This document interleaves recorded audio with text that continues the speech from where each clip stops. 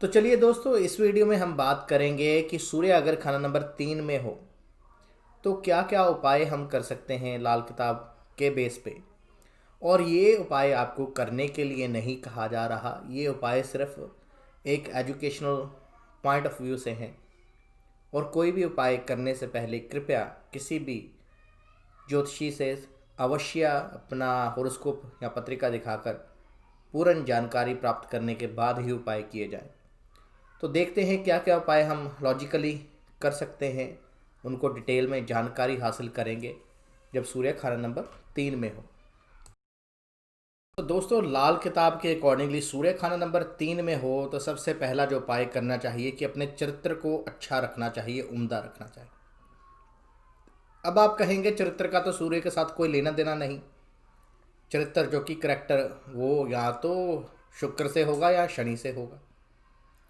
तो दोस्तों देखिए, दो बातें हैं। पहली बात तो लाल किताब में काफ़ी बार पंडित जी ने ये चीज़ लिखी है, सूर्य 6 में हो तो पंडित जी ने लिखा है कि अगर ऐसे जातक का करेक्टर ढीला भी हो तो उसके कामकाज पर असर नहीं पड़ेगा। अब क्या लिंक है सूर्य का और चरित्र के साथ, करेक्टर के साथ, चाल चलन के साथ? पहली बात तो सूर्य जब भी खाना नंबर 3 में होगा तो शुक्र या तो 2 में होगा, 1 में हो सकता है, 4 में हो सकता है, 5 में हो सकता है, 3 में हो सकता है। तो मोस्टली शुक्र की कंडीशन ठीक नहीं है। दूसरी बात दोस्तों, जब सूर्य महाराज यहाँ पर बैठते हैं तो ये मंगल और बुध का घर है, यानी कि ऐसी कंडीशन में मंगल और बुध जो है वो मिलकर एक नीच शनि का निर्माण भी करते हैं। और शनि जो है वो अच्छे और बुरे की परख भी देता है। सूर्य 3 वाला मोस्टली देखा गया है, प्रैक्टिकली देखा है कि ऐसा जातक ज़बरदस्ती दूसरों को, जिसको वो चाहता होगा या जिसको के साथ उसको जो अच्छा लगता होगा, उसको अपना दोस्त बनाने की कोशिश करता है। सूर्य खाना नंबर 3 में अब चरित्र का क्या लिंक है, दूसरा लॉजिक मैं आपको बताऊंगा। क्योंकि दोस्तों, जब भी मैं बात करता हूँ, लॉजिकल बातें करता हूँ, मैं कभी भी मन गढ़ंत बातें, हवाई तीर नहीं छोड़ने वाला। क्योंकि मैं खुद साइंस स्टूडेंट हूँ, यहाँ पर कोई मैं एनर्जी एक्सचेंज नहीं करवाता। तो पता नहीं क्या क्या नए टॉपिक आए हुए हैं, एनर्जी एक्सचेंज जी, कमाल ही होगी यार। आजकल बड़ा देख रहा हूँ एनर्जी एक्सचेंज। एनर्जी एक्सचेंज किससे करें? पैसे दे के एक्सचेंज, एनर्जी के बदले एनर्जी एक्सचेंज होनी चाहिए। ये क्या हुआ? अभी पैसे दो, आप एनर्जी एक्सचेंज करो। चलें, बात करते हैं कि यहाँ पर सूर्य का लॉजिक क्या बनता है चरित्र के साथ। देखिए दोस्तों, सूर्य एक आत्मा है। जब तक आत्मा बलवान होगी, यानी कि हम कहते हैं ना कि अगर कोई इंसान को ज़बरदस्ती कोई काम करने के लिए कहा जाए तो वो कहता है कि यार मेरी आत्मा इसमें नहीं मान रही, या ये मेरी आत्मा इसको करने के लिए नहीं मान रही, मैं नहीं कर सकता, या मेरी आत्मा से आवाज़ आ रही है कि मैं ये काम ना करूं। तो सूर्य सच्चाई पसंद है। अगर आपका सूर्य अच्छा होगा तो आप कभी भी गलत काम करने वाले नहीं होंगे। तो यहाँ पर जैसा कि मैंने बताया कि नीच नेगेटिव शनि की एनर्जी भी कई तरह है, राहु की एनर्जी, उच्च के राहु की एनर्जी भी है। तो ये सारी चीज़ें जो हैं वो विचारणीय हैं। तो इसीलिए यहाँ पर ऐसे जातक को अपना चरित्र का खास कर ध्यान रखना है। ऐसे जातक को ज़बरदस्ती किसी को अपना नहीं बनाने की कोशिश करनी। मोस्टली देखा गया है कि ऐसे जातक, उनकी अगर गर्लफ्रेंड होगी या फ्रेंड होगा, उसको ज़बरदस्ती अपने अपने अकॉर्डिंगली चलाने की कोशिश करेंगे। तो ऐसा कभी भी नहीं करना है दोस्तों। तो नेक्स्ट है अपने भतीजे की मदद करना।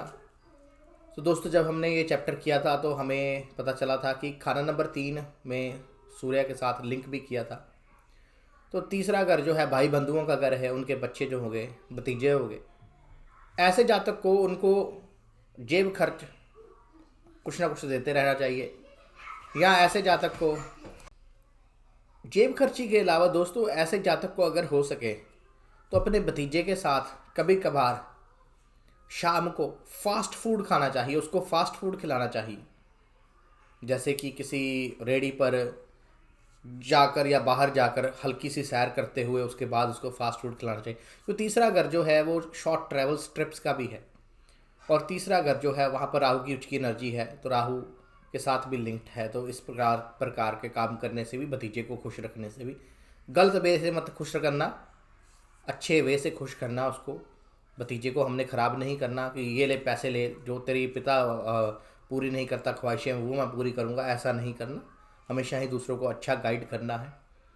और अच्छे के लिए प्रेरित करना है। यही सूर्य 3 वाले का अच्छा जो है वो रूप है। नेक्स्ट जो उपाय बनता है दोस्तों वो है अपनी दादी और माँ दोनों से, या दादी या माँ से, जो भी पॉसिबल हो उनसे आशीर्वाद लेते रहें। दोस्तों लाल किताब में कहा गया है, अब चंद्र कहाँ से आ गया इस घर में? दादी और माँ क्या हुई? चंद्र हुई। तो चंद्र का लिंक क्या है दोस्तों? लाल किताब में कहा गया है कि 11वां घर माया के आने का है और तीसरा घर माया के जाने का है। तो ऐसा करने से ऐसे जातक का नाजायज़ खर्चा नहीं होगा, जो मनी है वो स्थिर होगी, कामकाज में उन्नति होगी, तरक्की होगी, पैसा बचेगा। तो ऐसे जातक को हमेशा ही माँ और दादी का आशीर्वाद लेते रहना चाहिए। सूर्य भी थोड़ा ठीक रहेगा इस कंडीशन से। तो दोस्तों तीसरा घर पराक्रम का घर है। बुरे कामों से बचना चाहिए और दूसरों को नुकसान नहीं पहुंचाना चाहिए। अगर यहाँ पर सूर्य खराब हो जाए तो ऐसा जातक रिवेंजफुल नेचर का हो जाता है, बदला लेने की भावना उसमें हो जाती है, दूसरों को क्षति पहुंचाने की इच्छा करता है कि अगर किसी ने उसके साथ बुरा किया है तो वो भी उसके साथ बराबर का बुरा करेगा या उससे ज़्यादा बुरा करेगा। तो ऐसा कभी भी नहीं करना चाहिए, क्योंकि रीज़न क्या है वो मैंने बता दिया है। बुध और मंगल मिलकर नेगेटिव शनि का निर्माण करते हैं, राहु की एनर्जी भी है यहाँ पर। तो एक तरह से अगर शनि और सूर्य को ग्रहण लग जाए यहाँ पर तो ऐसा जातक दूसरों को क्षति पहुँचाने वाला होगा, दूसरों के मन को आहत करने वाला होगा, दूसरों के साथ बदला लेने की भावना होगी, दूसरों के साथ बुरा करने वाला होगा। तो कभी भी ऐसे जातक को ऐसा नहीं करना। दोस्तों ये उपाय बहुत ही अच्छा उपाय है और बहुत ही उत्तम उपाय है, कन्या पूजन करना। बृहस्पति 3 में भी हमने बताया था। दोस्तों परंपरा के अनुसार ही कन्या पूजन करना चाहिए। आप वैसे कभी भी कर सकते हैं, पर जो नवरात्रों के बाद टाइम पीरियड होता है वो बहुत शुभ माना जाता है। अष्टमी, कई घरों में अष्टमी होती है, कई घरों में नवमी होती है, डिपेंड करता है, आप पूछ लें। पर मोस्टली लोग ज़्यादा अष्टमी मनाते हैं और रीज़न क्या है उसके बारे में इतना मैं नहीं जाऊँगा। बेसिकली दुर्गा पूजन करें, क्योंकि बुध का घर है। लाल रंग की साड़ी और ताज़ा पका हलवा, लाल रंग मंगल हो गया और हलवा जो जिसको हम बोलते हैं वो भी मंगल ही हो गया।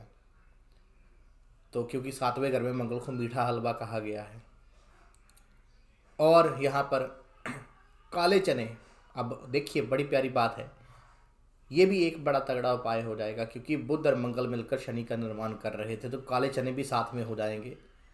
और लड़कियों को भोग लगाएं, 9 साल की कम उम्र की लड़कियां होनी चाहिए, और बीच में एक लैंकड़ा ज़रूर बिठाएं। तो ऐसा आप रीति रिवाज से करेंगे। जो पहली बार कर रहे हैं वो किसी जो लोग करते हैं, जो फैमिलीज़ में, जिन फैमिली में से करते हैं, या किसी पुरोहित से पूछकर ये काम कर सकते हैं। तो ऐसा करने से भी सूर्य 3 का बहुत ही उत्तम फल मिलेगा। और ये करने के बाद आप देखना कि आपको क्या पॉजिटिव रिजल्ट मिलते हैं, आप खुद हैरान हो जाएंगे। तो दोस्तों ये थे उपाय सूर्य 3 के बारे में। तो जहाँ तक मैंने हमेशा ही कहा कि लाल किताब ज़रा प्रिकॉशंस पर डिपेंड करती है, क्योंकि हमेशा ही एक बहुत अच्छी कहावत है, prevention is better than cure. तो prevention is better than cure, तो लाल किताब का बेस ही यही है। तो मोस्टली जो उपाय होते हैं लाल किताब के वो प्रिकॉशंस होती हैं, प्रिवेंशंस होती हैं। तो अगर आप उनको अच्छे से फॉलो करते हैं और अपने ग्रहों को समझते हैं तो आप रोज़मर्रा की ज़िंदगी में अपने आप को थोड़ा सा चेंज कर कर अपनी कर्म कुंडली में अच्छा बदलाव लाकर इन ग्रहों से शुभ फल पा सकते हैं। धन्यवाद दोस्तों। अगर आपको हमारा वीडियो अच्छा लगा है तो उसे लाइक, शेयर, कमेंट ज़रूर कीजिएगा। कर भला हो भला, अंत भले का भला।